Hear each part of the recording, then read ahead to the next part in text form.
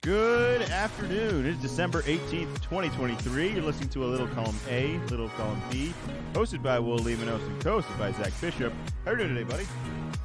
What is going on, Will? It is for sure a good thing that there was fantasy football this week, and a lot of playoffs started for different leagues, because the football, you're usually right up front saying, this isn't going to be good, and I'm usually more of the optimistic one. But there were a ton of blowouts, and it's football. I was still glued to my screen. I had my players. I'm going to be sweating it out the rest of tonight. I believe you are as well, and I can't imagine we're the only ones. But we start right off on Thursday. The Raiders, who don't score any points the week before, zero points this week, are just go absolutely off on the Chargers on Thursday night. And that should have been a heads up right from the start that this week is just going to be weird. And yeah, like I said, glad there was fantasy this week. The fantasy has been just as much of a disaster. Does it feel like to me like there's only like 3 starting quarterbacks in this league and the rest are just getting thrown in there and have no idea what they're doing? I feel like I think go ahead. Might even be less than that on like even the guys like now it's been so long the replacements are in. Now the replacements are getting hurt.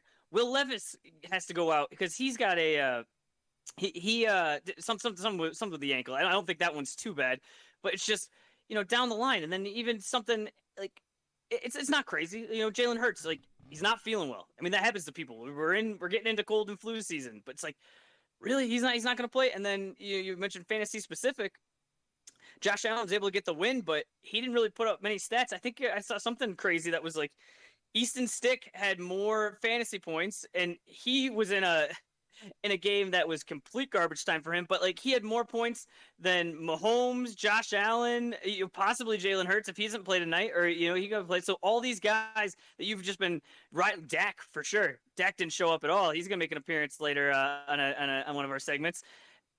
Here's this guy out of nowhere, complete garbage time, and you would have been better off starting him than any of. I'm gonna call it the premier. Yeah, these guys are solid. These guys are good to go. Joe Flacco, you would have been better off starting him.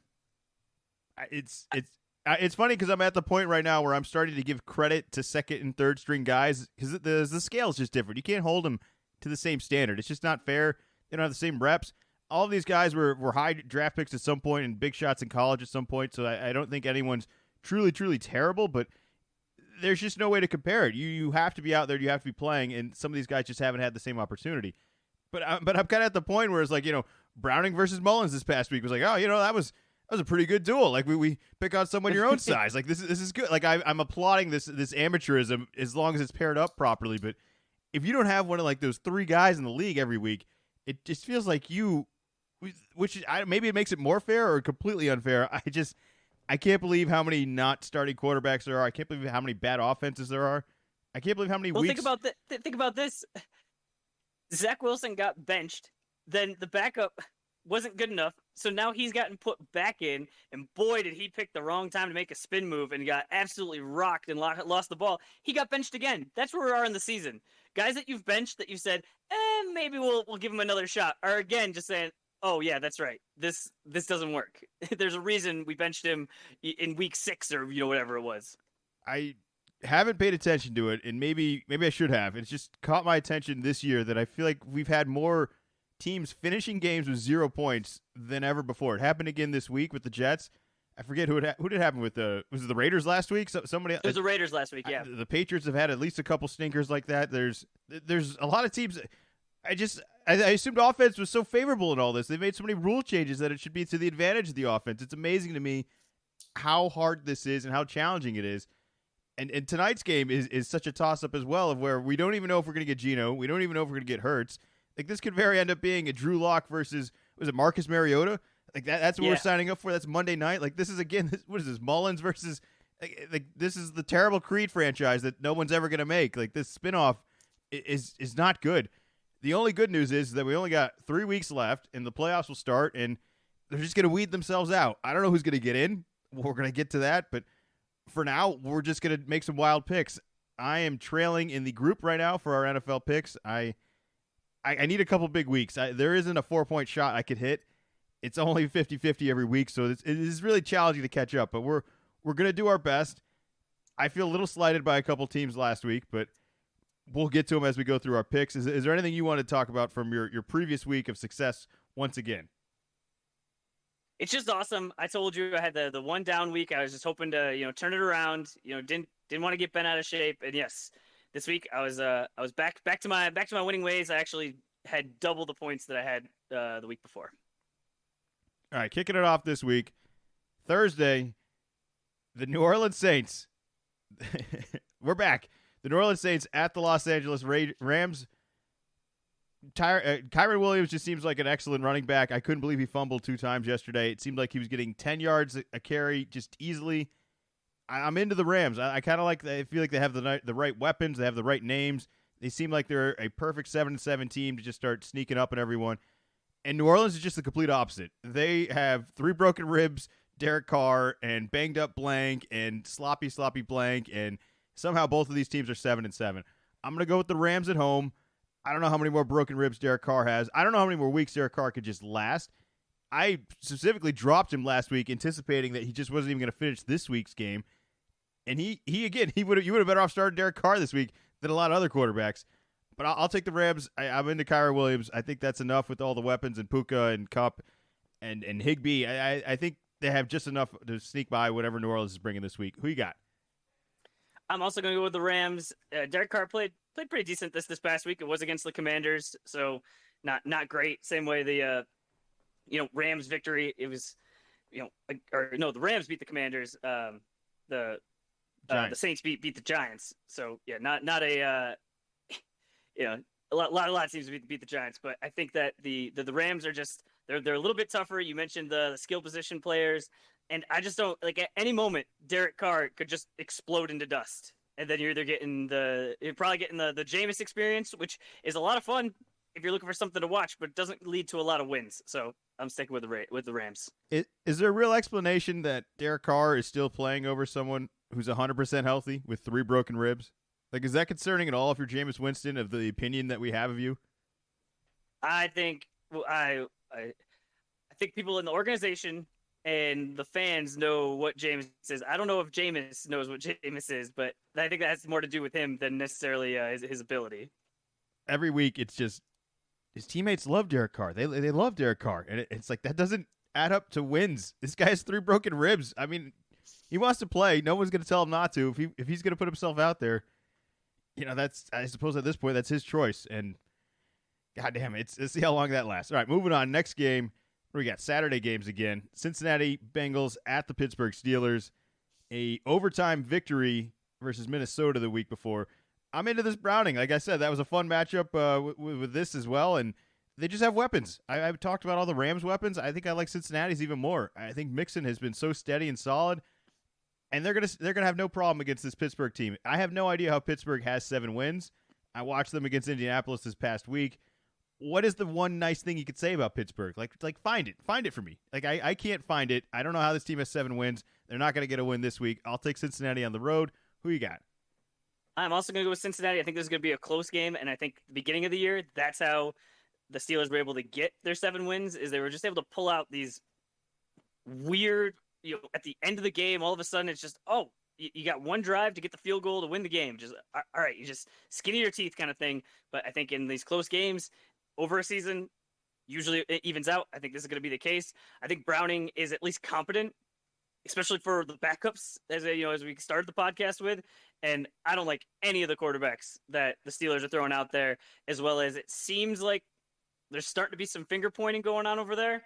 And I think that could just lead to, kind of there's smoke, there's fire, and you get punched in the mouth, and you guys aren't united as a team, and all of a sudden, oof. I think there could be a real ugly one on the horizon. So I'm going to go with the Bengals.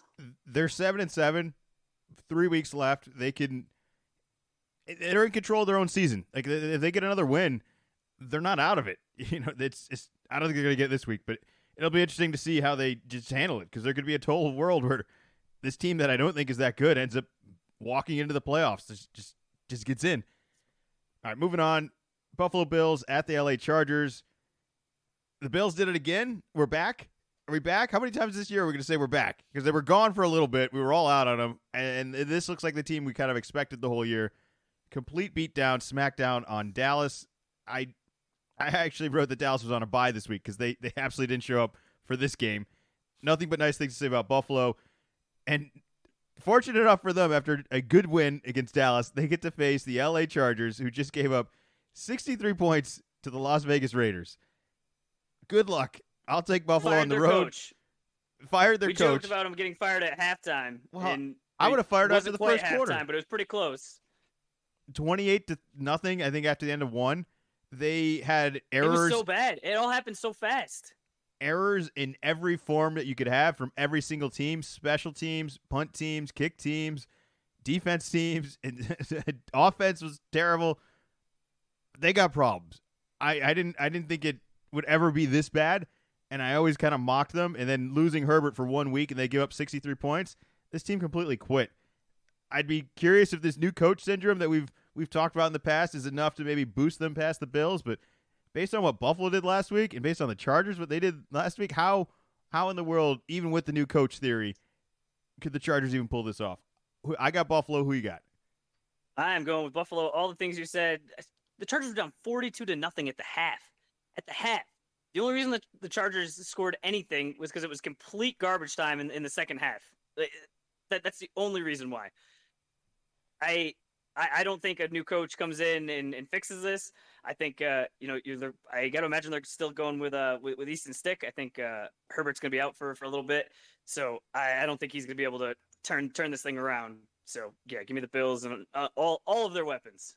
There's a carrot and a stick joke here somewhere. I can't say it, but they certainly got the stick last week. Let's see what they get this week. Moving on, Indianapolis Colts at the Atlanta Falcons. I mean, Indy, they beat Pittsburgh. It's cool. I don't think highly of them. I just spoke about that briefly. And Atlanta lost to the Carolina Panthers. Yeah, I said that happened. They lost 9-7, and I just wrote no under them. Like I just no. This is you have the do not pick the Chargers. I'm out on Atlanta. I'm just over it. Even if they do win, I don't even care. This team has so many offensive weapons that I think every other team wishes they had, and they have no interest in doing it, and they have forced Ritter down everyone's throat so bad that it's where we're at right now, where I'm just saying no. So I'll take Indianapolis on the road. I'm picking way too many road teams, but I'm not picking Atlanta. Who you got? How could you pick Atlanta? How can anybody pick Atlanta after that? Like, I would rather go down with the ship going against Atlanta than pick Atlanta, and then when they burn me, like they burned me last week, they're playing a team that only had one win. I mean, you got to be better than that. The weather was poor. All right, fine. You still got to find a way to win. I mean, coming into it, the Panthers fans didn't think they were going to win. The Panthers fans didn't want to be there. There was a report out midweek that you could get in the door for 45 cents. That's not in 1944. That is in 2023. 45 cents. What is this, penny candy inflation? You could have gone to the store and bought a soda, and with the change, you could have got into the game. And I mean, the joke really there is for watching those two teams play in the cold and the rain. I mean, someone should be paying you, but for 45 cents, it's getting pretty close. But they're frustrating. They've had so many opportunities. It feels like they have the talent. I get you have Ritter. He is not an elite quarterback, but just with the weapons around him, just make it happen. You know, you can help him out, but it is not working. I don't know how much longer Arthur Smith is going to be there. Like you said, everybody thinks they have the weapons, and so if you're not utilizing the weapons correctly, that's on the coach. And at some point, that leash runs out. So yeah, give me the mustache. Give me the Colts on the road. Last thing with Atlanta is they took all of these draft picks on these offensive weapons, and it's like they have no interest in utilizing them, like, at all. And at that point, it's like, well, why even draft him? Like, why did we take Bijan? Why did we take Pitts? Why did we take Drake London? Why? Because our offense is terrible, and it's still terrible? Like, we need to do something, because I don't think any of those guys are truly bad. But this offense is bad. Not great. Jimmy Graham this year has more touchdowns than Kyle Pitts has in his career. Yeah, that's not great. Yes, that Jimmy Graham that you might be thinking, wasn't he out of the league? Yes, you are correct. He was out of the league. He's pretty old. Pretty old for a football player. He's in New Orleans now, right? Or yeah, again? He went back to the Saints. Good old Derek Carr, just sharing his way. It's doing what he can. I think it's I might have this wrong. I think he has 7 receptions on the year, and I think 4 of them are for touchdowns. Yeah, he had a good one this week. I saw him. He rolled out. It was almost like a pick and roll. Like he was just wide open on the goal line. It's unbelievable how frustrating Atlanta is. I couldn't imagine being their fan. One last thing about the 45-cent ticket thing. Man, they won. I paid 45 cents. I got to sit in the rain, but you know what? We won. Got a W. That only happened twice this year. If you're a Carolina fan, I mean, I can't imagine what tickets normally are on just a realistic day. I mean, even opening day. To just think that today's NFL, you're able to get into an NFL game for under $1 and get to see a win. Remember too, their first round pick is going to the Bears. So this isn't even we won, but we're really trying to tank. It's whether they win or lose, their draft pick is gone. That's not going to them. Would you have paid 45 cents to see the Patriots this week? Not to see the Patriots, but to see Mahomes and Taylor Swift. Similar. You wouldn't have saw Taylor Swift at the game. You're only going to see that on TV. But I think it would have been to see Mahomes as like all right, Super Bowl winner. Very, very, very good. Going to be good for a while, just to kind of check that off the list. But I don't know. It's not even like the money, whether it's 45 cents or $45. It's just the whole game day. It's not close to me. All right, moving on. The Seattle Seahawks at the Tennessee Titans. Seattle will be playing Monday Night Football versus the Philadelphia Eagles tonight.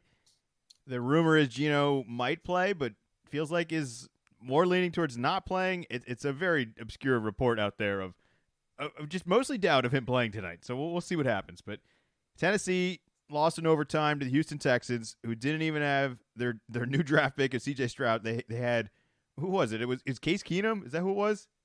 Case Keenum. It was rumored to be Mills, and then last second they threw in Keenum, and I thought Keenum was pretty good. Levis, like you said, doesn't have the greatest ending to all this game, and that's kind of unfortunate. But not the most thrilling game, but an overtime game that we'll take on a pretty lame early set Sunday, I think it was. So what are you doing there? I have a hard time thinking that Tennessee is going to fix things if Levis isn't out. They were borderline even with him, even regardless of what happens with Seattle tonight.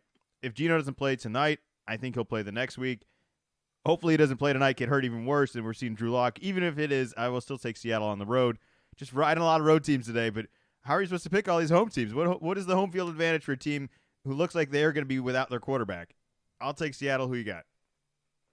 I'll take Seattle because I will take Drew Lock over whoever the Titans are going to throw out there.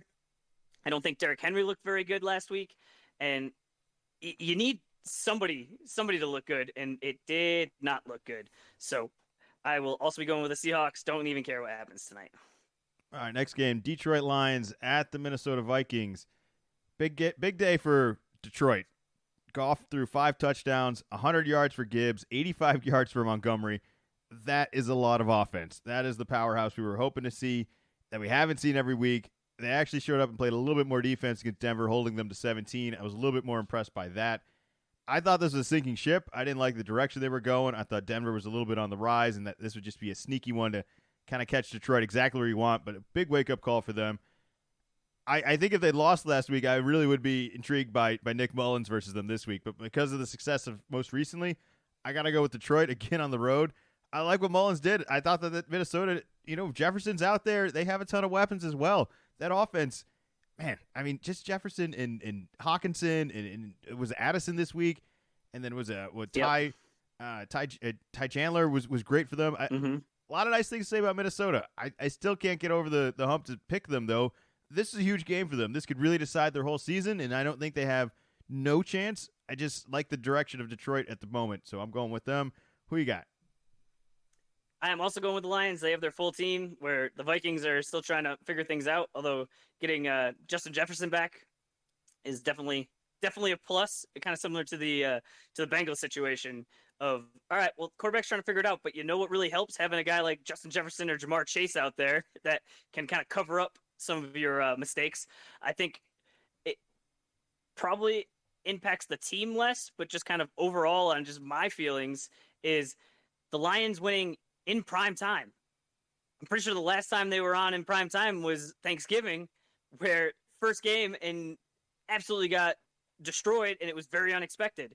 So I think for whatever reason, it's probably not the most like analytically based, but knowing that, all right, in prime time, that was the only game on. It was a standalone game. Watching them going, oh, okay, all right, maybe I got a little too low on them. So I like them to get the W against the Vikings.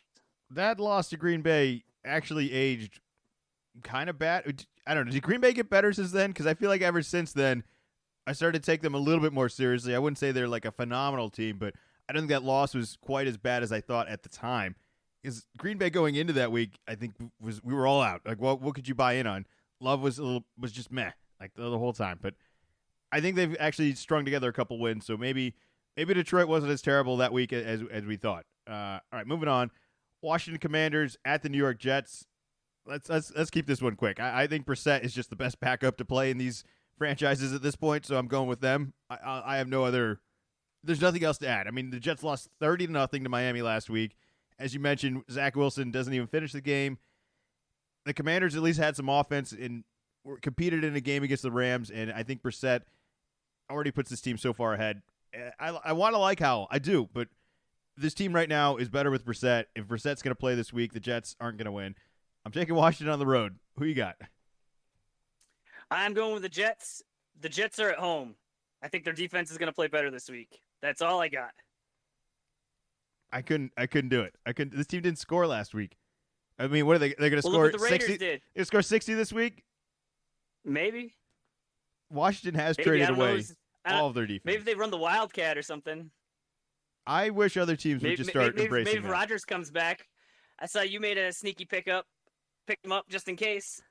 Well, I looked at the schedule and I was like, if he's going to be cleared and if he's actually going to play and he's going to face the Commanders, look at all these other quarterbacks I'm trying to pick up right now. If Rodgers comes back even on one leg against the Commanders, I'd rather play him over.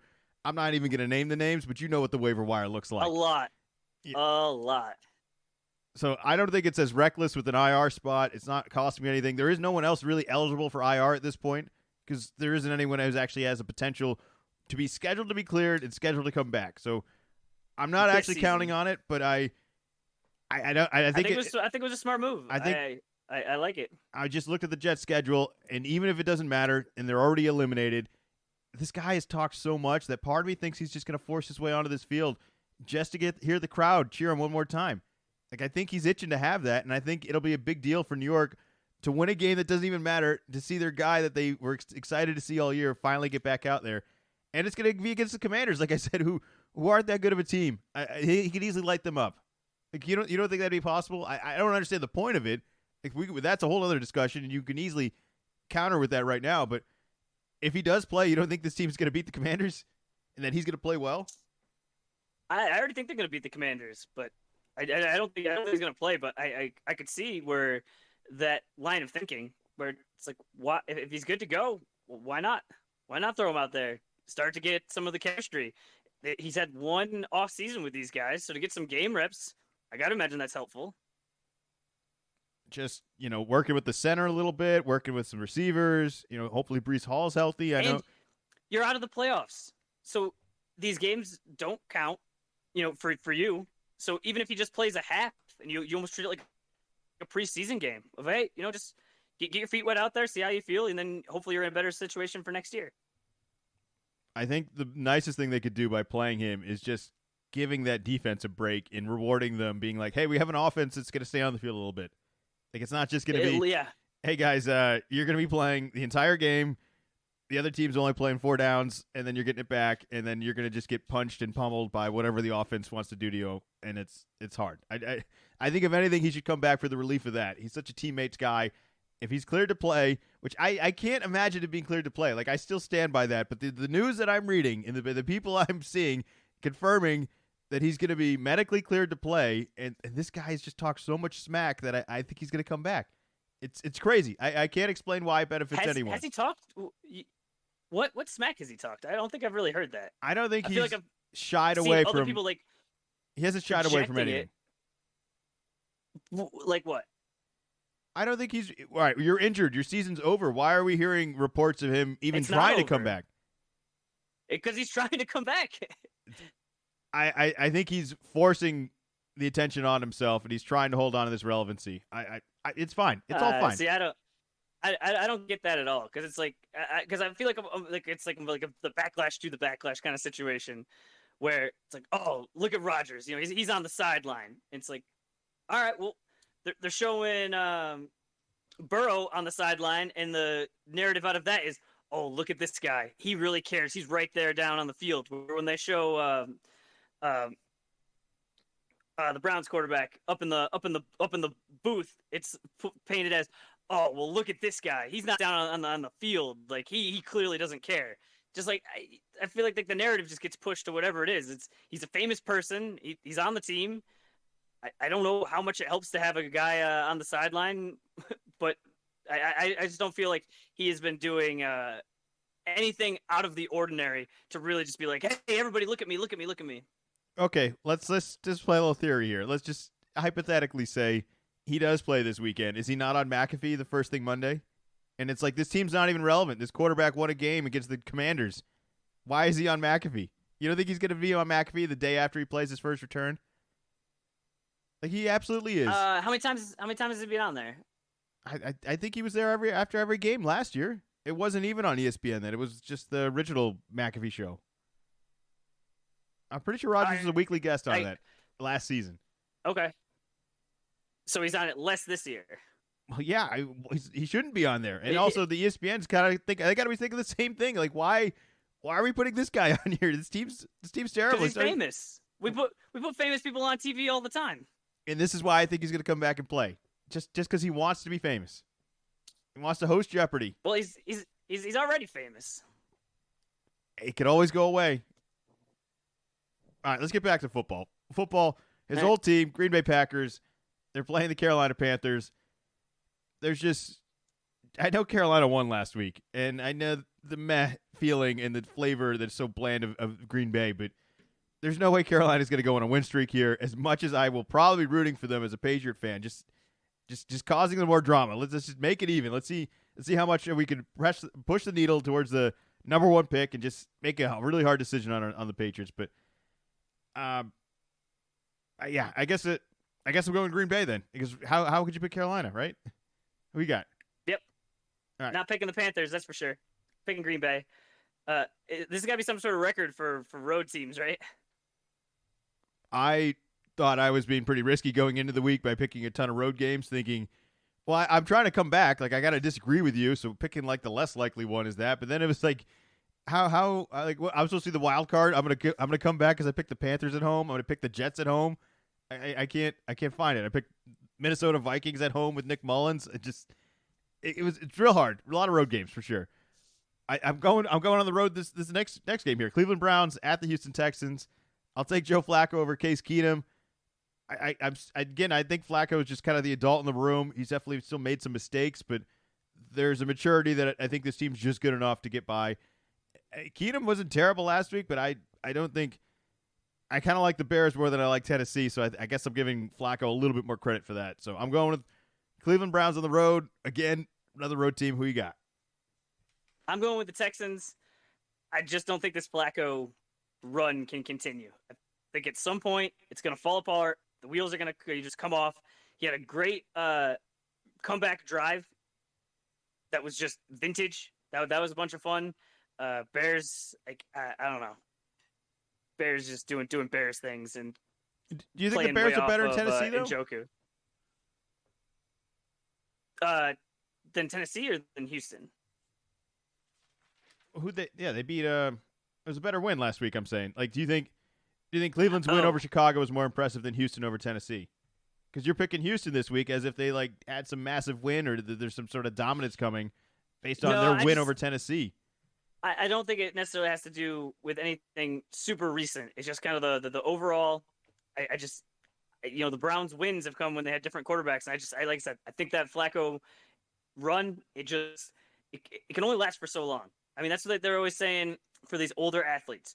It's not that LeBron can't get to that peak level. It's just that he can't do it all of the time. And Flacco is by no means LeBron James. So I just think he's had a little bit of a run here, but sooner or later, it's just taking the hits. And when you're in your 20s, it's no big deal. But now that he's older, it's just the wheels are going to fall off, and I'm picking it to happen this week.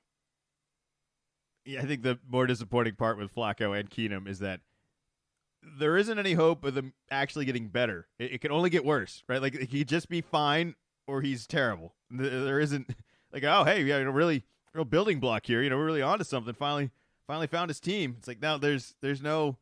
This is very much there's no future. Yeah, this is a plug for a sinking ship and very temporary. They're going to get a long-term solution to this somewhere else. But all right, it's interesting. We're switching up on that one. All right, moving on. Next game, Jacksonville Jaguars at the Tampa Bay Buccaneers. This Jacksonville team, I didn't come in super high on them. I was very anti-Ridley early in the year, and I even kind of opened up to you about that yesterday, saying like Ridley's been fine. They haven't lost a lot of games because of him. I didn't think he would be nearly as relevant as he once was in Atlanta, and I think he's been fairly steady. All that being said, this Jacksonville team just has no magic. There's like no oomph. There's no like threat of something. They just seem very flat and predictable at times, and they get into these desperation modes and they have these crazy comebacks that feel like some magic, but there's no. It just seemed like there was no energy yesterday. There's a real flat game against Baltimore. Lawrence coming out of nowhere, basically breaking his ankle 2 weeks ago and playing the next 2 weeks, no problem. Even runs for a first down yesterday. I thought he looked pretty healthy, but this team isn't that good. This team's fine. They're not any that great. I think the other team, Tampa Bay, they're going against is also not that good and just fine. Baker had 4 touchdowns last week, 22 of 28, which is super consistent. Evans got another touchdown. Godwin relevant. I thought Rachaad White's been pretty good. I'm gonna go with the home team in Tampa Bay. I don't really have much of an argument. I need to switch a couple wins here. I got to go against what I think you're doing. I think you're going Jacksonville. So I'm going to say Tampa Bay, try to catch up on you here. Who you got? That would be wrong. I watched that Jaguars game last night because it was Sunday Night Football, and I had a lot of fantasy implications going on in that game, so extra focus. And the Jaguars, like you just said, they don't have any magic. Like they have like the reverse of magic, and they do nothing to help themselves out. Missing field goals, just completely butchering the end of the half. I think they had something like five times in the red zone with 0 points. Like that's almost impossible. It's just an absolute mess. I think they're like a little bit better team. They're probably a better team than the Buccaneers, but going on the road, and it's just I just can't pick a team that just was just so bad. Just so bad yesterday. Trevor Lawrence fumbling in the red zone. Just every time they had an opportunity, they just completely. And they even had a chance. At halftime. Into the third quarter, it was a 1-score game. They could have got their act together, but they didn't. So yeah, I'm gonna go with the Buccaneers. Give me Baker. All right, damn. All right, thought I was getting a little curveball in that one. All right, moving on. Arizona Cardinals at the Chicago Bears. I'm going with Chicago. I just thought it was the best kind of tank you could ever have. It was a winnable game for Chicago last week, and then an absolute collapse at the end, just handing it over to Flacco. I still think the Chicago Bears team is a little bit sneakier and a little bit better than their record reflects. I think the last couple of weeks they've just been an improved team, and I don't think they're gonna. I think they're gonna beat Arizona. I mean, Arizona got smacked by the Niners last week. I don't think they'll get killed like that, but I just like Chicago's momentum, even with the loss last week. I'll go with them. Who you got? I am also going to go with the Bears. It was fun for that brief amount of time when the Cardinals scored on the 49ers right off the bat and kind of had all right, something interesting going to happen here. Nope, that was not the case. But question for you on the Bears. They have their own pick that seems to be early first round. They're going to have the Panthers pick that I think right now is still the first and it's in prime position to have the first pick. Do you stay with the current quarterback, or are you drafting the quarterback of the future and you were going to get rid of Justin Fields? Well, I talked about this early in the year where it's really hard to assess any of the talent you have when you don't really have a whole lot of talent around them. Like how do we know Fields isn't bad, and it's not like they don't have a bad line or the running game just was bad. Herbert was out for a couple weeks, and the receivers have just been constantly disappointing, and it's not like the play calling has been favorable. And the only thing I will say for Chicago is that I didn't think their division was that great, or that like it wasn't that bad either, but it also really wasn't that great. Like there was a lot of games they just had to hang around in, and I think they could have had a chance at winning them. So it's really hard to assess of what your opinion of Fields is. I guess my gut feeling is you should draft a quarterback. It's such a hard thing to move on to all this, but I looked at all these other teams similar to the Patriots and some other teams that just hold on to the guy too long. Like he didn't figure it out by year 2, and you're invested to him when you had these 2 picks of which you could pair together and do even more stuff with. I think it's hard for the Bears because I think they've missed on a couple quarterbacks of recent, and they traded for them, and they kind of put themselves in a situation to capitalize off of that, and they haven't capitalized it off in the past. I mean, it was Trubinsky, and then it was Fields, and now it's probably going to be someone else. But I think that's the game you could play and probably should play with where this team's at, because they're not ready. Like, even if they add those 2 picks with Fields right now, I'm not sure if that team's that much better. And I don't know what you do with Fields. I think you got to play these last couple weeks out. I know you probably should be losing to get a better pick, but based on where Carolina's at right now, I would let Fields show what he can do, and maybe that'll get you some trade value or spark some interest with someone else, and maybe that's better for everyone all the way around. Like, I don't know what I want for Fields either. It doesn't sound like it's really rewarding to be like, hey, you get to continue to be the Bears starting quarterback. Like, if he can have a way out of this, maybe that's better for him too. There's not really a great scenario in all this. This is the bad team that's not winning games. It's going to have to be drafting high again, and it's going to decide the next 10 years all over again. This team's done that 3 times in the last 4 years. It's not a fun position to be in. So I guess that's somewhat of my answer. I don't know. What do you think? Would you keep him or would you move on? Well, here's my follow-up question for you. What about if you paired him up with Bill Belichick? Oh, you want Fields? I'm just wondering, because we're gonna have a high pick, and I've said, like, I'm concerned about you just drafting the top 5 quarterback. We've seen there's a whole bunch of them out there, and it's not a home run. It is not nearly like the NBA. So wondering, hey, if the Bears don't want this guy, we're not gonna have to give up a first, that high of a first pick. It's, do we get this guy? We have an idea of what he is. He's not, elite, top of the top, way better than anything that we have right now. I think he requires a little bit of a special offense, which I think we'd be able to do, but pairing him with our defense, and then you're not putting like all of your eggs in that. Like, all right, we're taking, this super awesome college QB that we have really no idea if it's going to pan out or not. And then either we get somebody else, I don't really know the draft too well, or we do the Belichick special of turning the top first pick into just a whole bunch of other players, because I think we've mentioned quite a few times on here, I don't think a quarterback is just the only thing we need. I think we need a lot of things. So just kind of like restock the whole store, if you will. I would love to see a Belichick offense based around a little bit more mobile of a quarterback.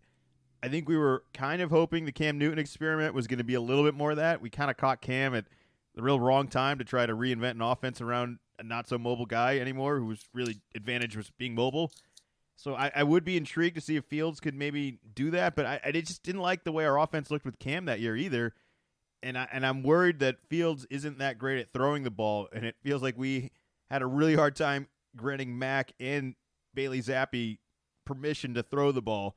So I don't know if it's just – I think we needed a guy that could throw the ball, and as exciting and as much upside as there could be in having someone like Fields, I'm not entirely sold on Belichick falling in love with a guy who's really not that great from the pocket. Look, it's an improvement. I'm not against it. The value is absolutely there.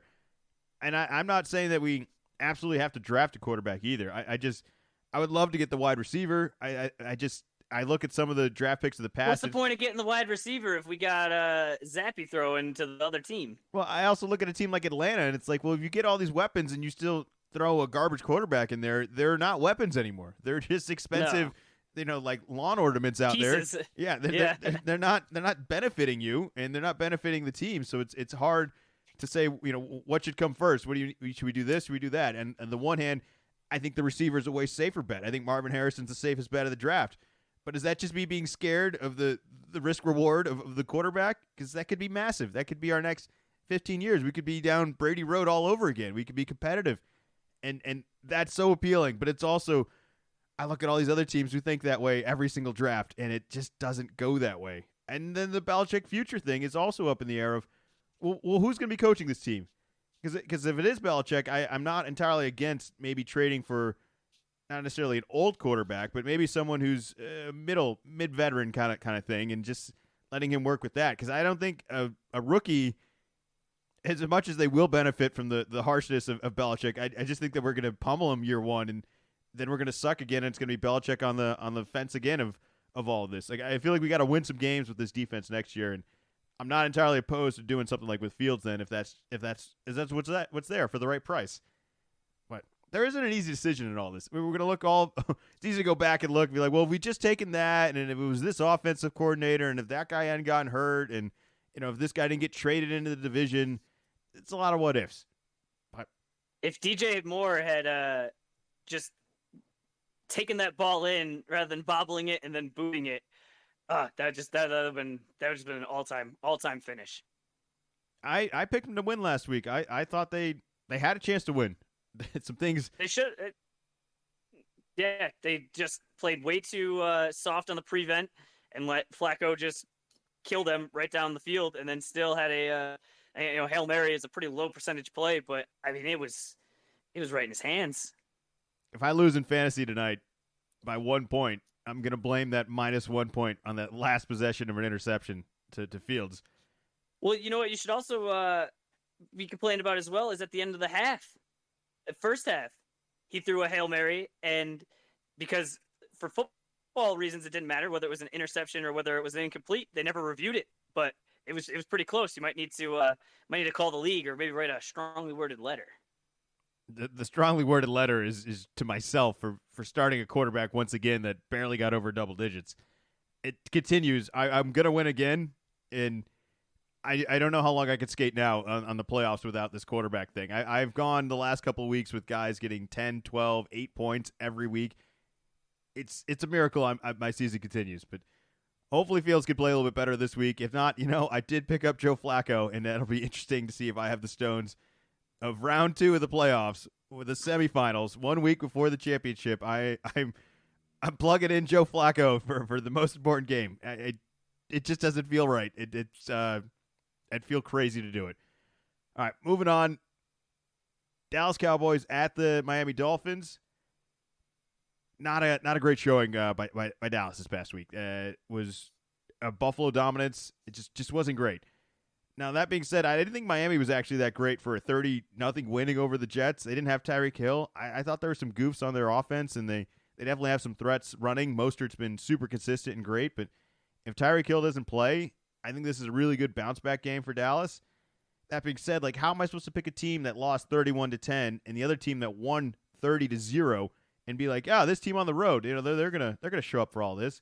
I think Miami is good, but maybe they're not as tough as they want to be. And I think the Dallas team, despite not looking very tough last week, is going to show Miami kind of what real tough teams look like. And I'm going to go with Dallas on the road. It seems wild, but I just don't entirely love with everything that Miami's doing. And I think that had a lot more to do with what the Jets were doing last week than it did with Miami was doing. Who you got? I'm going to go with Miami. I think this should be a fun game. I think they might have just been a little extra cautious with Tyreek Hill.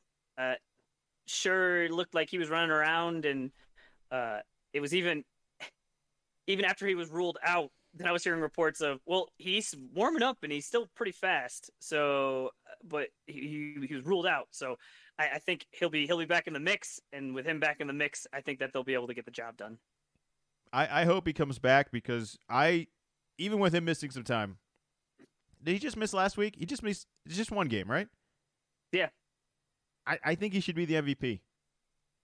We haven't done that convo, and we got a couple of weeks left, and it's kind of like this changes week to week anyways. If one team X plays out and wins, I think there's certain guys that kind of have to win it. But if it isn't an obvious choice and there isn't like a clear front runner of, say, Brock Purdy and the Niners just dominant, I think this has been the best player in the league. I think this has been the biggest threat. I think this is the guy every team has to study and prepare for and is worried about throughout the entire game more than any other player. So I would give him the vote, but he's got to play next week, and he's got to play the next couple of weeks. He's got to finish it out. I don't think he can miss more time than one game. But that's my vote. You do have one right now? I didn't prep you on that.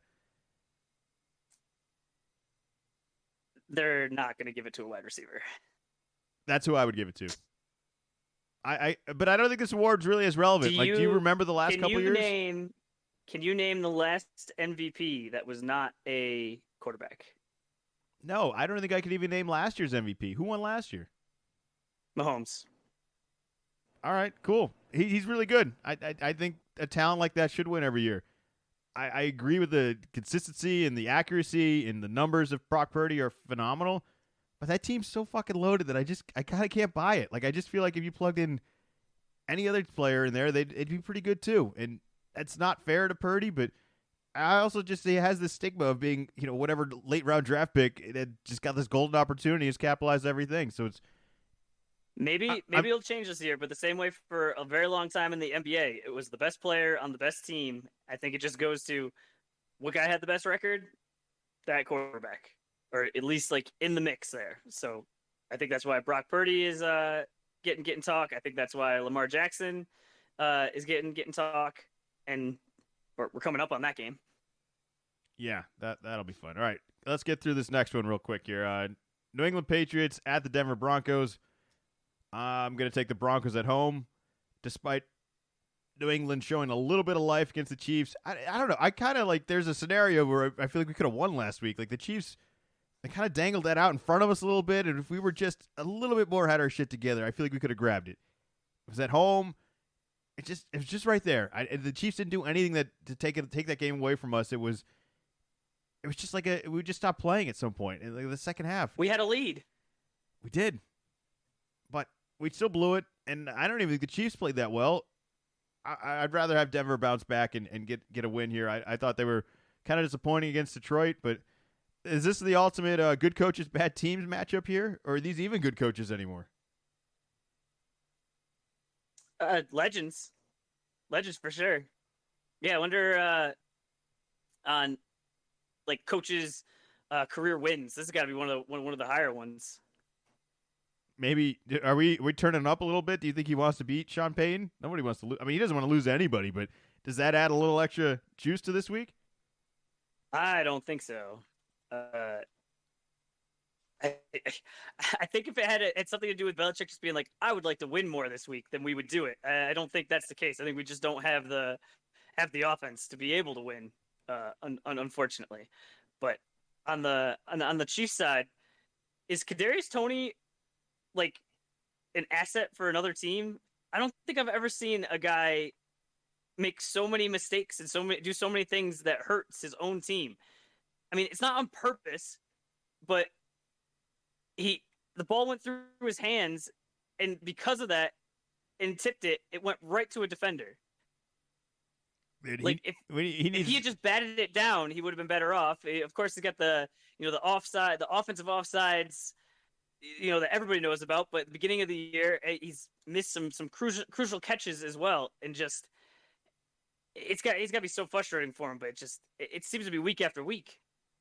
They're incredibly highlighted, the drops. They're very critical, and there's also the faith that Mahomes is having in every one of those drops or turnovers or mistakes that he's constantly making. He's very involved with a lot of it. Like, they're trusting him. They need him to step up and to be that guy, and he's just let them down. And I think there's other wide receivers that watch this across the league, and they're like, if I'd ever got that opportunity, if I'd ever gotten those targets, my God, watch out. If I'd ever gotten a chance to play with a guy like Patrick Mahomes, it's just so shaky. It's hard to say that this guy's not talented. He does get open. I do think he gets some separation, but the hands. I don't know if we got to burn some sage and get this guy some luck or something. I don't know, but it just seems like there's a pattern, and it's not going away. And it's not just him. This team leads the league in wide receiver drops. Kelsey hasn't been great. It's a really shaky offense. Like I said, I thought the Patriots really had a shot at winning that game. And it just shows how bad we are because I didn't think the Chiefs were anything to brag about. All right, so you're going with Denver? I'm going with Denver. Do you want to know the good news about this game? Did it get flexed again? No, but it is Sunday night, but it's not just Sunday night. It is Christmas Eve. It's the perfect year. It's the perfect time to really hype it up to your non-football family and say, oh well, the Patriots are playing tonight, but being with family is more important. And you put that away, and then you use that. And so next year, when it's a really good game, or soon when the Patriots have Caleb Love, and he's not Caleb Love, Caleb Williams, and he's the next Tom Brady, and it's like, hey, I kind of really want to watch this. You can be like, well, remember in 2023, did the family stuff. You got that banked away. I'm not ready to even envision that. There's a scenario where I can imagine, it's like I said, having a quarterback for the next 15 years. It's also a scenario where we're just like where we're at again. And it's just like year 3. We haven't really put it together. The offense is still bad. We haven't signed a free agent in like 4 years. It's I don't know. And here we have this awesome quarterback that just has nothing around him. I hope that's not the case, but I'm not really ready to. You're just attaching Caleb to everything already. Be like, yeah, no, it's gonna be all right. We're gonna be okay. I'm not ready to do that yet. All right, so we both got Denver. Sorry, New England. Moving on. Las Vegas Raiders at the Kansas City Chiefs. Like I said, Chiefs were a little shaky last week. Raiders put up 63 points. Boom, big offense. No boom bust on this week. I'm still going with the Chiefs. I can't. I just can't with the Raiders. I thought that had so much more to do with the Chargers. I mean, 28-0. That's just so bad by the Chargers that I'm not even buying into the 63 points of this Raiders team. It's hard to not give them credit, but I'm giving Kansas City, that has Patrick Mahomes, the benefit of the doubt, and that they're going to be able to outduel a team that's just not that good either. Like, all right, I got Kansas City. Who you got? Yep, give me Mahomes. It's starting to get to be crunch time. They can't let any more of these slip. They're going to get the win. All right, next game, New York Giants at the Philadelphia Eagles. Philly playing Monday Night Football against Seattle tonight. We're not sure if Jalen Hurts is going to play. I don't think it's going to make that much of a difference. I know Mariota's been very hot and cold, and there's been moments where he's come in and been solid, and a couple weeks where he plays too many weeks in a row, and it's like, nah, that's right. He's not that guy. But Tommy DeVito and all that magic, I just don't think it's going to be enough. I would be excited to see if he could put up some points on this Philly defense that hasn't been that great. But Philly's going to get back on track. But they made the big coaching change. Go ahead. Tell us about the big coaching change right now. That Philly's now going to be a defensive mastermind. They decided, few weeks of the defense being pretty terrible. They have moved. They didn't fire him, but they moved their defensive coordinator to a different role. And now Matt Patricia, he is going to be the defensive coordinator, and he's going to call the plays. Well, I'm glad he's at least on defense and not offense. That's the real good news here. What a novel idea to have the defensive coach the defense. Well, I wish him luck, and they're going to need an improvement, and it's going to be funny if they don't improve that he just signed up for a sinking ship. Like, I don't know.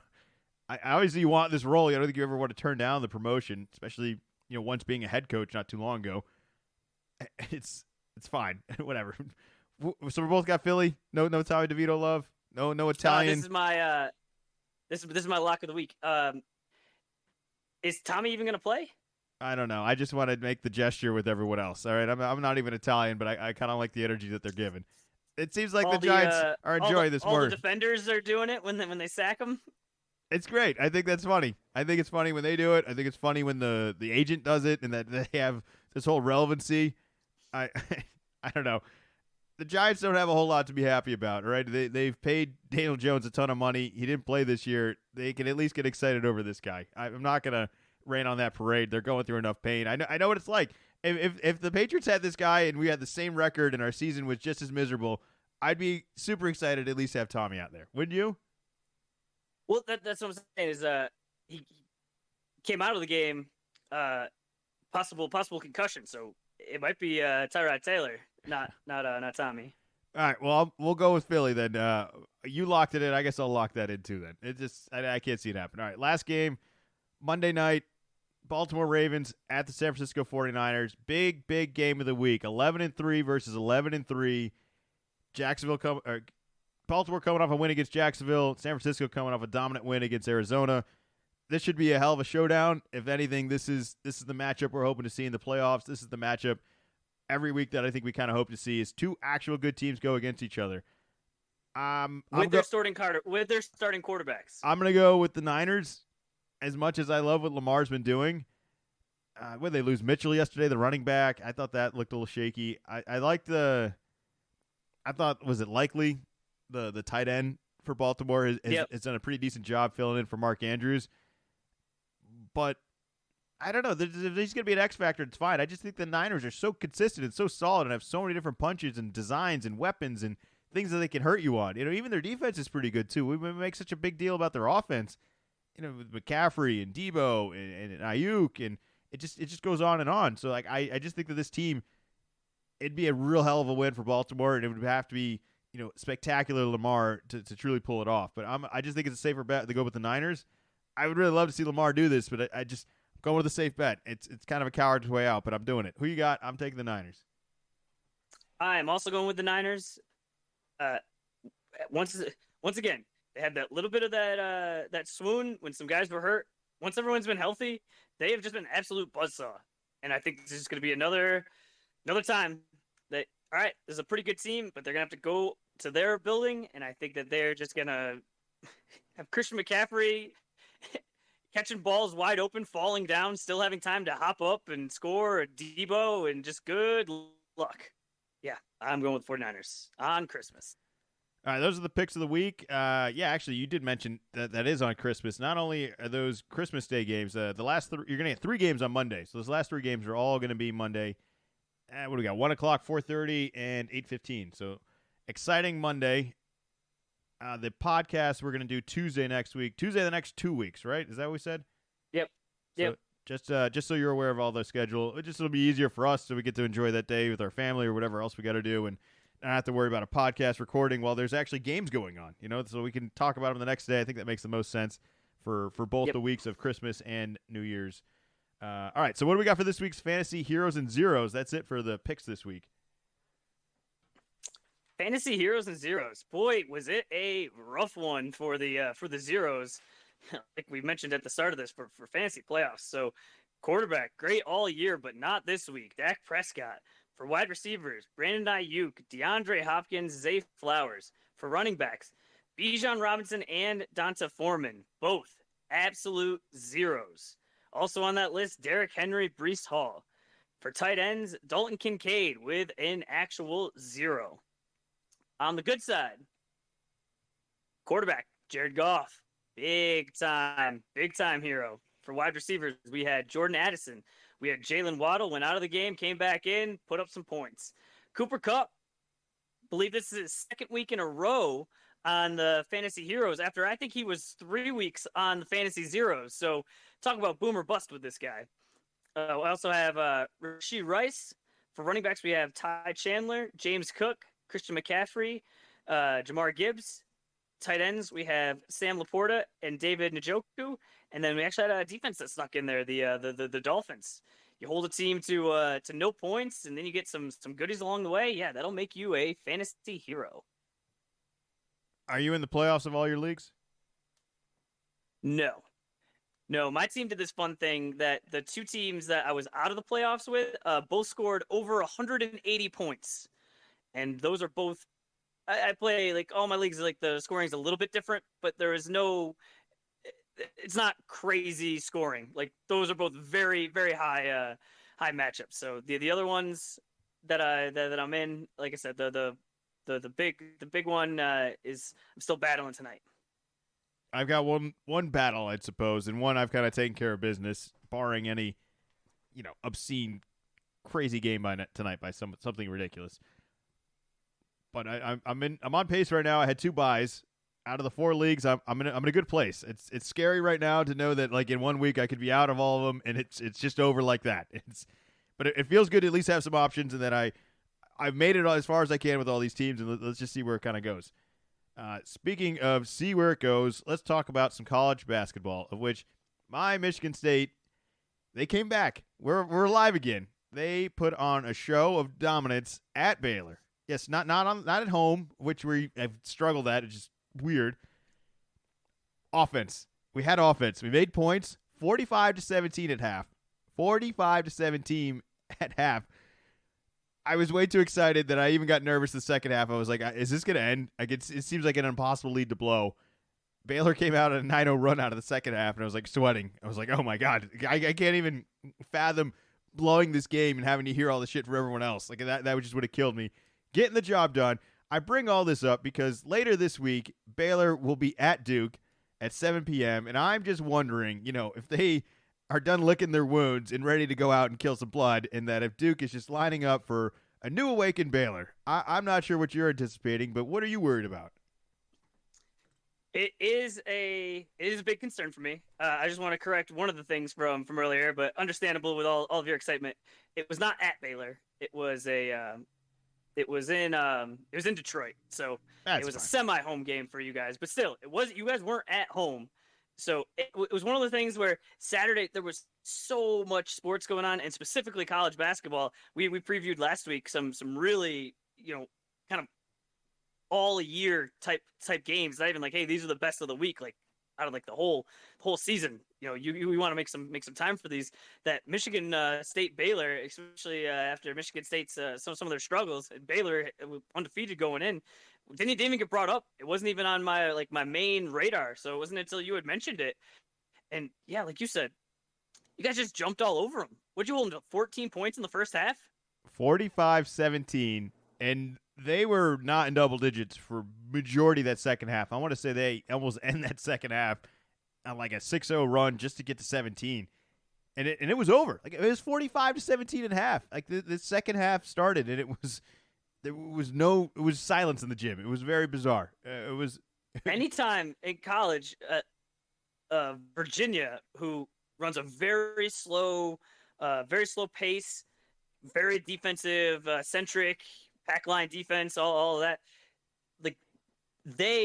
Like they're the ones that hold its team under 20, and when they do it, just like, whoa, it's like a unicorn. Like, wow, hold the team to under 20. So for you to score 45 and to hold the team under, I don't know what they were thinking. They've been good this year. Like I said, they've undefeated, and yeah, I'm hoping you guys unlocked some sort of scheme that Duke is able to exploit on Wednesday, and not that you just poked a hornet's nest, and that's what I'm going to be walking into. So, I'm very interested to see how that goes. I need to celebrate this win. I think this could easily be Michigan State's best win of the year. Like this might be the only good news. We've had so many games where the offense has been so bad and our shooting has been so poor that to be like, hey, we got one, now we're cooking, and to think that that's somehow the new trend is like, now I've seen the consistency of this team. It's very much the other games. It isn't that game. It's just fun to know that we're still that wild card team that if we could just get in a game, we're capable of taking down a pretty good team. So that's something I'm going to hold on to for right now, because I don't think this team is capable of scoring 45 points at halftime very, very, very regularly. So I think that's my advice to you. If you think you could score 45 at half, you can have a pretty good chance. What other college news we got? I would very much like to score 45 points at half. That would be excellent. What else are we looking forward to this week, or what news do you want to talk about from the past week? Wanted to bring up, it's not the most fun story, but the Louisville program continues. Once you think you've hit rock bottom, you have not. The team came out and said one of their players thanked them and said, they're entering the transfer portal. So all the news agencies, kind of come out. They push that out. Well, then a couple hours later, the guy comes out and says, I never told anybody in the Louisville program that I'm transferring. So, Then that night, they lose a bye game at home. I think it ended up being by 15 points or so, somewhere in the teens. I think they were down at points to about 20 points. And this is to a team like, if you don't know, a bye game is when a bigger school pays a smaller school to come in. And so basically they're most of the time tune-up games. I say maybe 1% of the time, probably even less than 1% of the time, you get upset. But for the way Louisville has been going. And so the word out of the headlines out of that was that the effort was terrible by the team, just really ugly. So not good. And then there's a picture of that guy sitting in the stands. Now it comes out later, and it's like, he was kind of away from the team, but he wasn't in trouble. And afterwards, then it comes out like, well, maybe he was in trouble. So now I think it might not be he is in the transfer portal because he decided on it. I think he might have got kicked off the team. It's all very messy. Louisville was able to get a win versus Pepperdine yesterday, which, I mean, you gotta be beating somebody. But they have Kentucky coming to their place on Thursday, and I think that is going to be Kenny Payne's last game as the coach, as I think that Kentucky will absolutely dismantle them. But that was kind of the bad news. But the good news is we previewed last week, Saturday, saying, hey, there's some awesome games. And Saturday did not disappoint. If you wanted to watch college basketball all day, you easily could. Kansas went to Indiana, and boy, that was a close one. They were down 8 at the half, able to push their way back to eke that one out. The Arizona Purdue game wasn't quite as exciting as I was hoping it was going to be. Seems like Purdue kind of got their situation together. You want to talk about? I watched that one. I can get into that one a little bit. I trashed their supporting cast of Purdue last game, right? Like I was like, this seems so predictable. It's Edey or nothing. It's the end of the game. None of these guys look like they want to make a play. And I still kind of remain to that, but I will give them credit that they stole that game from Arizona with all that supporting cast. This Edey was solid and still very dominant, but it was everyone else that hit a bunch of corner threes. The one guy had this ridiculous floater that banked off and went in. That was just a huge shot for them. If they're gonna be a supporting cast like that, I'm gonna back off a little bit on them not truly being that good, because I thought Arizona played really well and could have won that game, and it was just everyone else but Edey kind of stole that at the end, and it was impressive. It was impressive because I don't think they're all that good. Like I don't think those guys are good. If they're gonna play like that, I'm gonna look at them a little bit differently. I watched them not too long ago, and they struggled at the end of the game. This past game against a better team in Arizona, they were better. I don't know which one to buy, but that's a good win. That was a good win, and I feel like I need to call myself out for saying it's Edey or nothing, and the rest of the guys had a good game. So that was a decent game. I think Purdue being number one right now, it's got me scratching my head a little bit. But what else happened the past week? And then the last kind of main game that was on Saturday was the CBS Sports Classic down in Atlanta. The second game, which was North Carolina playing Kentucky, that one was it was close all the way through. Kentucky was able to pull it out down the stretch, but just you got a game in college in the 80s. It was well played. It was fun. It was exciting. It was like, going into it ahead of time, I've told you about some other teams, and midway through, you're kind of getting back to me going, wait, these are like the good teams? Where this one, I think when you watched it, it was clear, like, okay, nope, there is skill here. You're seeing future NBA players, and just obviously I was a fan of the outcome. The Kentucky offense feels like they've always gotten good top recruits, right? So like they've always got like, it's just funny to me that the top recruits are playing a different style than I think they would have a long time ago. Like they have some really good shooters now, because that's what the NBA is. It's shooting. You got to be able to shoot.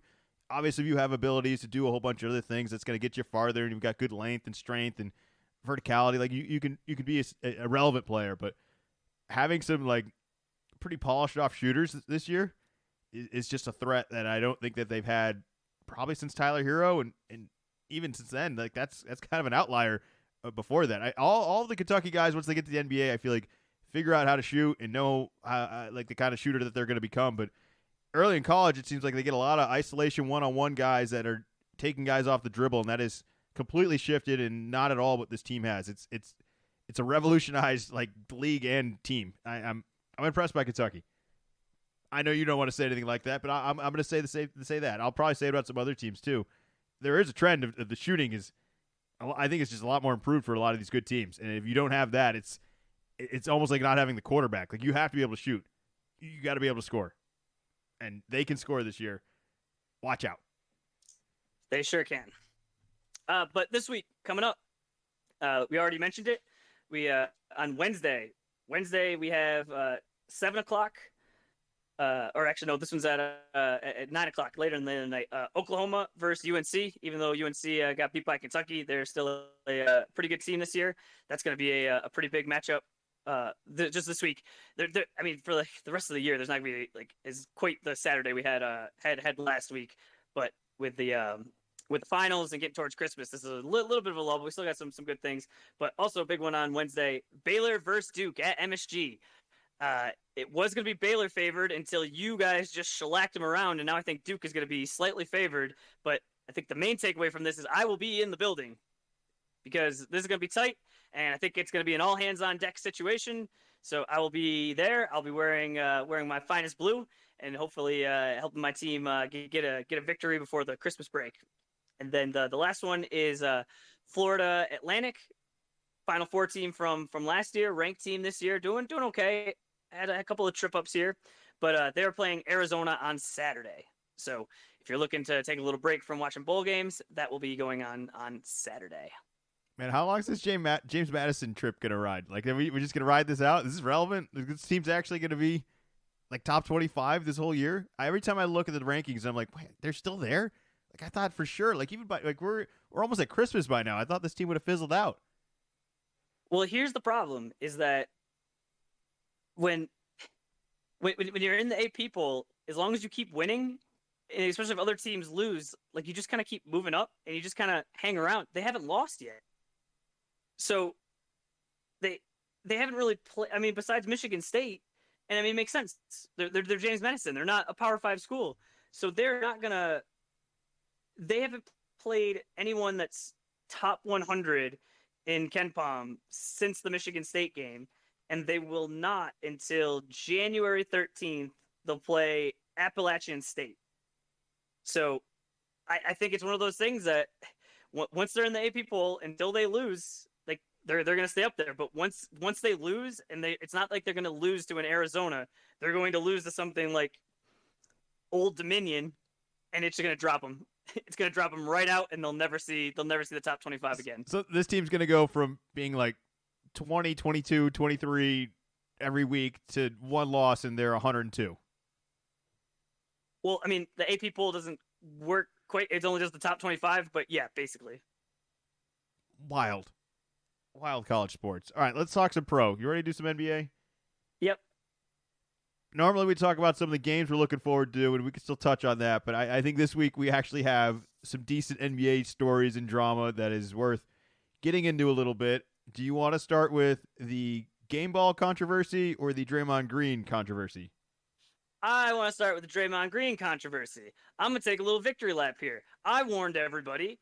I've warned people more than once that this is what this guy does. Earlier this year, he put Rudy Gobert in a headlock. And everybody thought it was funny and said, ha, ha. And, he got suspended for a little bit. And I said, this is not long enough. This is not long enough. He's clearly not getting the message. He's going to do something like this again. This needs to be a serious punishment. And what happens? Gets back out there. He's playing in a basketball game and decides, I'm frustrated. I don't like this guy playing defense on me. Whips around and just strikes Nurkic in the face. So immediately he's ejected. Sort of apologizes afterwards. I don't know. Felt pretty wishy-washy to me. Hold on. We need to get into the apology. It was like, it was such a terrible apology. It was such a guy who was so unaware of his current situation that it just felt so practiced and so useless, and that it was just trying to say the right thing to get out of trouble. I didn't like it. I thought it didn't help his case at all. I thought it killed him. I thought he'd been better off skipping the whole thing altogether, just shutting up and walking to the locker room. But he's always got to say something too. Like I think that's the problem with all of this, is that he's kind of the podcaster that's going to be working at TNT, and that's all great and that's all exciting and it's funny and he's a badass and a tough guy on that show. But that's like Hollywood tough. You can't be UFC tough in an actual NBA game. Every week we got all these guys getting ejected for stare downs against the refs, when the reality is this is the type of guy they need to be ejecting. This is the type of guy you got to be protecting the league from.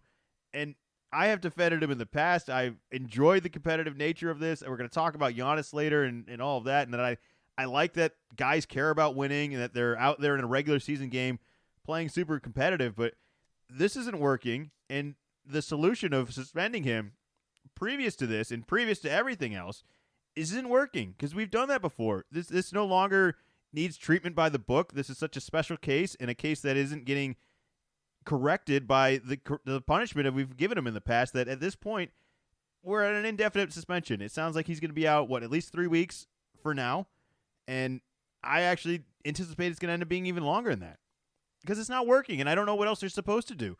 Like, we can't just keep suspending this guy. He comes back in and just does something ridiculous again. There has to be some sort of fix. There has to be a learning by him. There has to be an acknowledgement of mistakes of the past in a clear path of correction that at this point in his career, and unfortunately at this point of the Golden State season, I don't think that they have that in them. And I don't think that this is a relationship that can work. And I don't even know what he looks like on a different team. And if that puts him even more off hinge, like if he's just, I'm not sure. I don't have a solution for it, but I'm no longer defending it. I'm gonna let you just go ahead and tell me every reason why this should be season long. I mean, how long do you think it should be? I think it should be done for the season. I think it should be done for the season too. I really do. I don't know what else is gonna work at this point. It can't be 5 games. It seems really suspicious that they kind of did a Ja Morant thing right now, where it's going to be indefinite. We're going to give him 3 weeks. He's going to go to some sort of counseling. There's going to be steps that we want, or we're going to require for him to get back into whatever rhythm of the league it is. And it's very none of our business. But it also seems like we need to know a little bit more to know when we end up getting the result of like, all right, he's good to come back. And it's like, well, why? What did he do? Like, what's changed? And at this point, like, it's going to have to be an actual change because he hasn't changed, and I don't believe that he's capable of it. And he's going to do something crazy. Like, I'm there now. I'm with you. I thought it was emotional competitiveness, and I loved it before, but there's a danger in this now that there's no way around it. The Rudy Gobert chokeout, that there was like a fight. Sort of, for NBA standards, considered a fight was happening, and he definitely went way too far. You got to do that. But this was just a regular basketball play. This was just regular. Nurkic had his hand on his hip. It's like this happens on every play, and he just tried to. That's what he's saying after. I was trying to embellish it and sell the call. But it's like you whack the guy like right in the face. It just. You can't do that, and that's why I very much agree with you on the refs have been very soft this year on stare downs and ejecting star players for words, and now this situation is like if you're concerned about fights and things escalating, this is what you're concerned about. You have to go to the root of the problem. Not Giannis dunked really hard and looked at the guy like a couple extra seconds and that'd be like, oh no, what's gonna happen? It's like, well, it's not Draymond Green, so you know what? I think the guy's gonna be okay. I think he's probably gonna just his feelings are hurt in the moment. He's an adult. He's gonna be like, man, I want to dunk all over Giannis at the other end and keep it within the confines of actual basketball, not on just shenanigans. Well, you brought up Giannis. There was a controversy of his own this past week. He scored, 64 points against Indiana, and he wanted the game ball. I've heard multiple reasons. Franchise record. I've heard multiple reasons for the request for the game ball. There was Giannis setting the franchise record. Totally good. They were at home. They did win the game, and it was I believe Damian Lillard passed Kyle Korver for the 3-point shots made, and I want to say it's 5th on the list now. It's top 10. I don't know the number. I blanked on that a little bit. But I didn't even hear about that one. I've heard a lot of people try to stretch because it looks like bigger picture, it sounds like it's a ridiculous thing. It's like, hey, guy won a game, had a pretty good game, and he's demanding the game ball. And the other team has taken the game ball because some player who didn't win and barely played scored 1 free throw, and it's his first NBA point, and that he gets the ball because they apparently do that with everyone else. But I don't know. It seems pretty standard to me that if you win the game, you should get the ball. I don't care. And also, why are we caring about a first point like that? Like, let Oscar have a double-double, and we'll get him a ball then. I understand Giannis being – all right, I'm going to ask you this. Do you think who has the better right to care about this damn basketball, which really doesn't mean anything to anyone? Does Giannis have the right to care about it more, or does the first point for Oscar matter more? Like, it seems very ridiculous that we're caring so much about it, just a basketball, of which we're going to get a new one the next game anyways. We're going to put this in a case, and nobody's ever going to look at it again. And it was kind of a big deal. It was controversy. Giannis is running up and down, yelling at people, saying, "Go get my ball." Like, it's all on camera. You see him sprinting into the tunnel, and I don't even know what happened in there. I like that there's guys that compete and care about all this. I'm not sure if this is the concern I want them to have, but I'm not going to trash him for it. I thought he had every right to go out and get the ball if he cares about it. He cares about basketball. I guess that's the end of the day is we have guys fighting over caring about basketball. So that's good. Who's in the wrong here, though?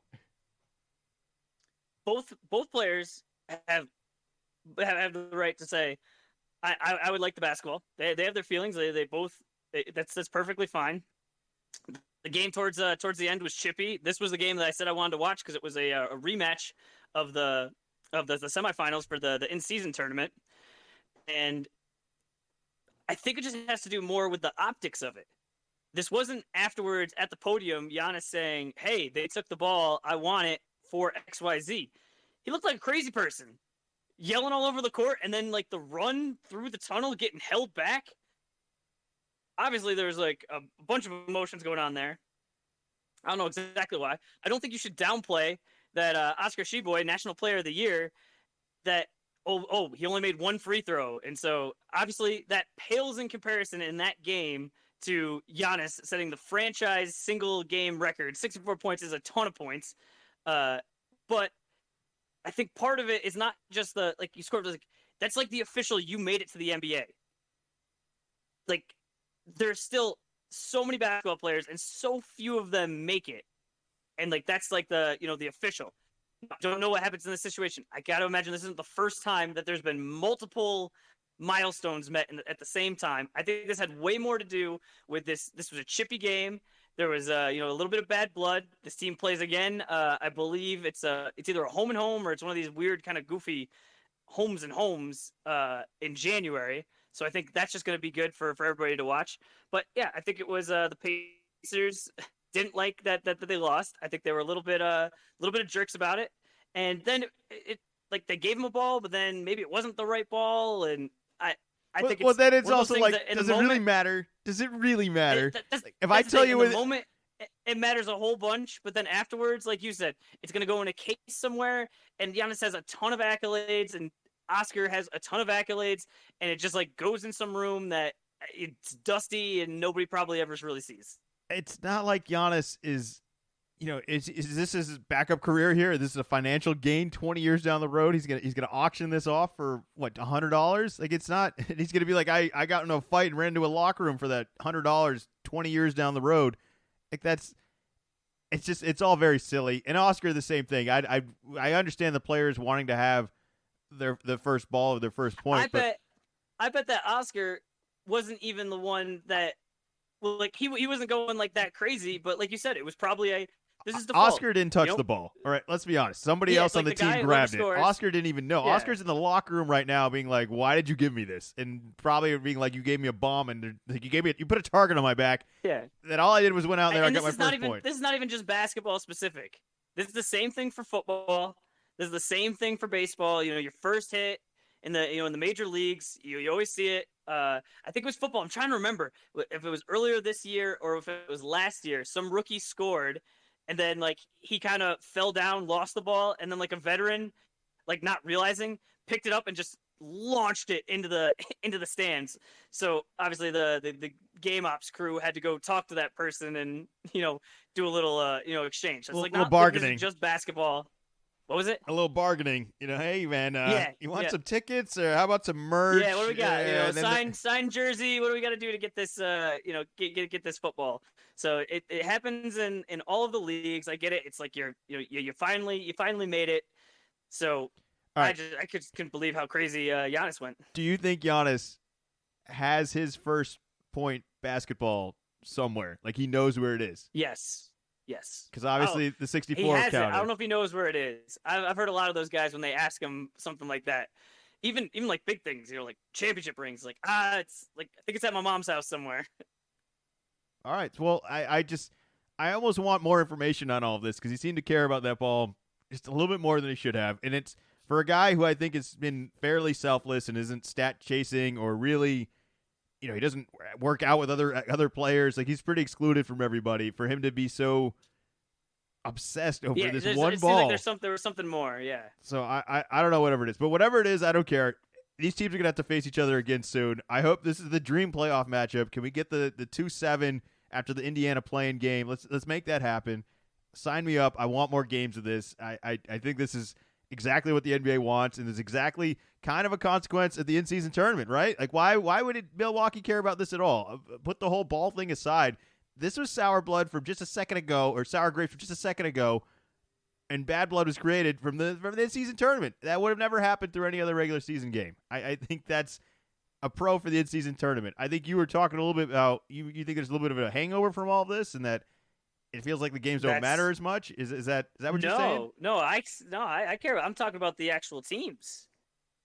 Or you think they're carrying Pacers, less? Well, maybe. I don't know. I can't get into the mind of an NBA player, but since the the in-season tournament, the Pacers are on a 3-game losing streak, and I think that the Lakers have lost 3 of 4.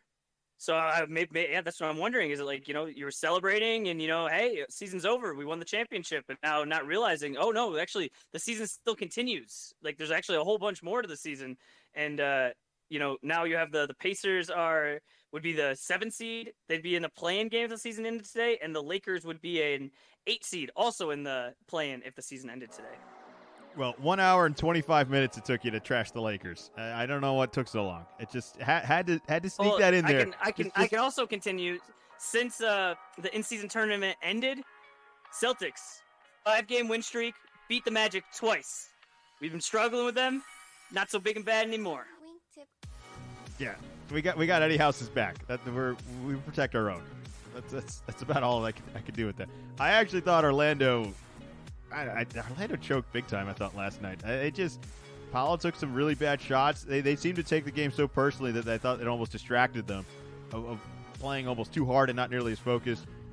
There's rotations with that Orlando team that definitely give us problems. They didn't find it yesterday though. Whatever it was and whatever it's been in the past, they didn't find it yesterday. So good for us. I don't think we've lost a home game this year for Boston. Does that sound right? That is correct. Best start since one of the seasons in the 50s. Well, we'll talk more about that kind of going forward. Do you want to talk C's now? I already played the outro music. We've been going for an hour and a half. You want to get out of here? Just a couple more things NBA wise. Detroit Pistons still have not won, but the Spurs did win. So their awful losing streak is now off the board. Just thought that was worth mentioning. And who was it that they got their win against? The Spurs? Yeah. They beat the Lakers. They beat the Lakers. That's right. They had a crazy long losing streak. Lakers come to town. Boom, boom. There we go. There you go. I'm good. All right, yeah, great. All right, so you can follow and subscribe. Little Column A.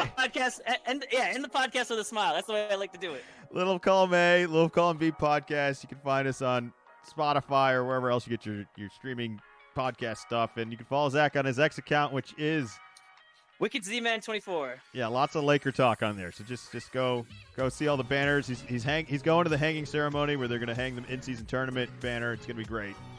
You'll get in-person experience. He's at MSG next week, and then he'll be in LA later for that. So it's tune in exclusively on his X account for that, and make sure you subscribe and like us on YouTube and wherever else we're broadcast. Thank you as always. We'll be on Tuesday next week with a happy holidays for everyone, and hopefully not that much of a hangover. It's going to be the real decision of that Tuesday podcast. Anything else you want to add to the people out there? Go Celtics. Go Celtics.